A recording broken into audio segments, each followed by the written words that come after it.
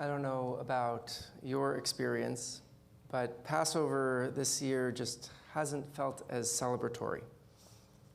Around my family Seder table this year were many of the usual suspects: my parents, hi guys, my sister and brother-in-law, also hi, my wife and kids. They're still down in LA with my parents. My cousins from Washington State and New York, and my cousins who just moved back to Los Angeles from Tel Aviv in January. But this year we also felt the acute absence of two people who sat with us around the table just a year ago: my cousin Matthew and my uncle Marshall, who both passed away in the last 7 months. We began our Seder on Monday night with this poem, The Retelling, by Ellen Bloom Barish. At my Seder table, I learned that some stories need to be told more than once, to make us stop, gather together, and tell it aloud, though we have heard it many times before, so we remember. Every spring we read the same story of our exodus from Egypt, but it is never the same twice. Every spring someone is missing for work, move, illness, or death. Every spring there's a new mood or geopolitical incident. The annual retelling is like the sharing of all hard stories, never told the same way twice, never heard the same way twice. It is a crossing over a desert of shifting sand that allows us to see something that we hadn't before, as if for the first time. In so many ways, this year's Seder was the same, but different. We read the same text in the Haggadah. We read the same text in the Haggadah as well, but we are living a new reality. Dear family members are missing from our tables, and we feel more acutely the brokenness in our world. It is hard to embrace and celebrate Zman Cherutenu, this season of our freedom, when it feels like freedom is elusive for so many in our world today, when so many find themselves in their own Mitzrayim, Egypt in Hebrew, but literally stemming from the root meaning narrow places. There are so many living in narrow places these days. In embattled Ukraine, or the Israeli hostages still being held in captivity by Hamas, or Israelis living under the threat of rockets and missiles, or innocent Palestinians suffering because of Hamas's relentless obsession with the destruction of Israel, rejecting one ceasefire deal after another. And this week, more and more, we find that our Jewish college students are experiencing that narrowness as well. As college campuses across the country become the latest battleground for the spewing of hateful anti-Semitic rhetoric, the narrowness in the world feels like it is pressing in all around us. And our universities, no strangers to protests, seem to be experiencing a wave of unrest, hatred, and vitriol, unlike the protest movements of the past. At the core of our Seder is the Magid section, which retells the story of the Israelite slavery and oppression in Egypt and of the possibility of redemption.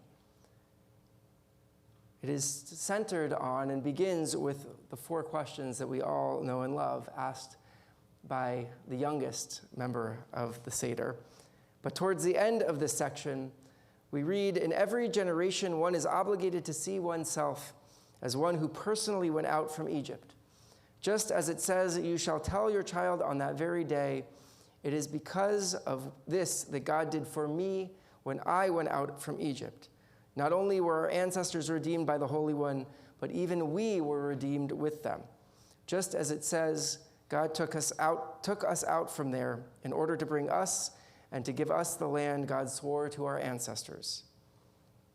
This text reminds us of one of the most essential pieces of the Seder. We are not meant to just retell the story as some distant tale that happened to some far-removed group of people. We're supposed to internalize it as our own. When I was freed from Egypt, when I was freed from slavery, when I overcame the narrowness in my own life and experienced the expansive, deep breath of freedom. This is not a distant redemption, but our redemption. By putting ourselves into this story, we develop the ability to approach our world with a sense of hope at the possibility of redemption as well. To approach others experiencing oppression or narrowness with a sense of empathy. Rabbi Shai Held wrote earlier this week in his New York Times essay, What do we do with our pain? What, if anything, can we learn from it?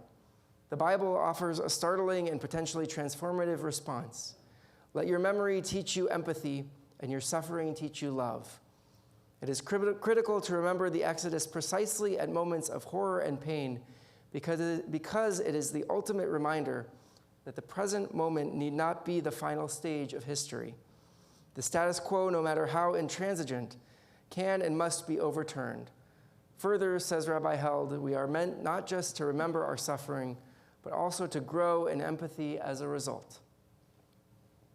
Our world right now feels like it is increasingly cast in black or white, feeling like there is less and less room for gray area and nuance. But we live in a world so desperately in need of gray area, of nuance, and of empathy. How do we grieve with our Israeli brothers and sisters and also grieve with the parents and siblings of Palestinians?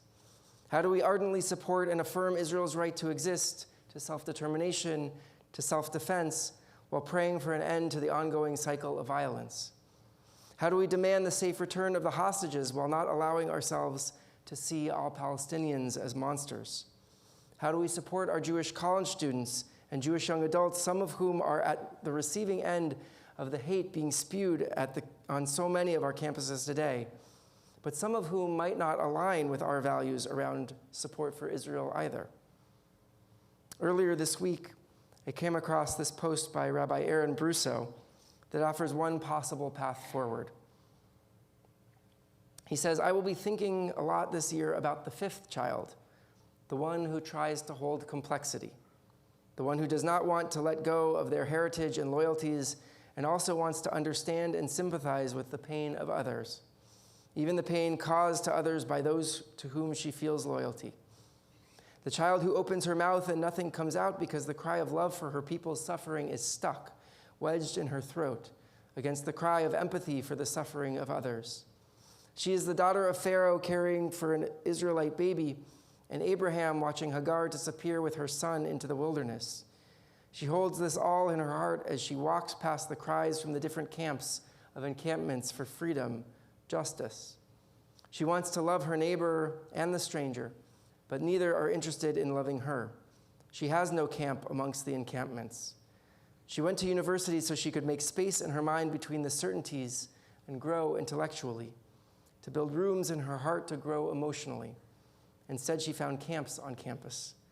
The wise, the wicked, the simple, the one who doesn't know how to ask, and the one in her dorm room holding nuance for which there is no reward and no camp.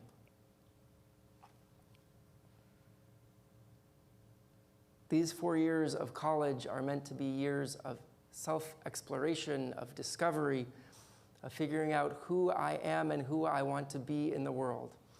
They're not meant to be years of safety, of unsafety, and uncertainty. I do find hope, though, in exposing our students to these complexities in a safe and joyfully Jewish space here at Beth Am.